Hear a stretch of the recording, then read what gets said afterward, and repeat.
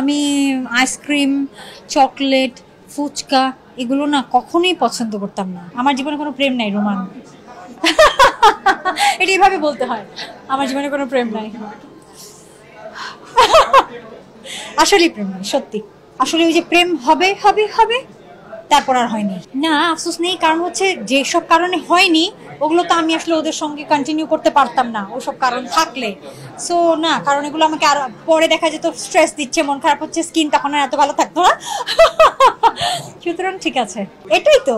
দেখো রুমান, আর তো সব আমরা পেয়ে যাই, কিন্তু এই যে মনের ভেতরের যে ফিলিং, অনুভূতি, ভালোবাসা, এটা তো টাকা দিয়েও পাওয়া যায় না, খুঁজে খুঁজেও বের করা যায় না।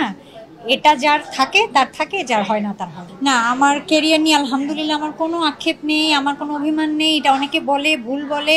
আমি যে গ্যাপে গিয়েছিলাম বিরতিতে, ওটা আমার একদম ব্যক্তিগত সমস্যার জন্য গিয়েছিলাম। কিন্তু প্রফেশনাল লাইফ ছাড়া পার্সোনাল লাইফে আমার অনেক ভুল। হ্যাঁ, আমার অনেক ভুল আছে, কিন্তু ভুল থেকেই তো আসলে মানুষ শিখে। সো আমার মনে হয় ভুলগুলো দরকার ছিল, সেই ভুলগুলো নিয়েই আসলে আজকে আমি আমি আমি কুসুম শিকদার। ভুলগুলো ছাড়া আমি না, এবং ভুলগুলো না থাকলে আমার প্রাপ্তি অর্জনও থাকতো না হয়তো। ভুলের দরকার আছে, ভুল করতে হয়। 17 থেকে আর 16-র পরে আর মুভি করিনি। 18-র পরে, 18-তে একটা নাটক করেছিলাম সংকেতদার, হামিদ সংকেতের। তারপর তো আর কাজই করিনি। তো শঙ্খচিল তো রিলিজ হয়েছিল 16-তে, মানে তারপর আর 1 বছর হয়তো আমি কাজ করেছি।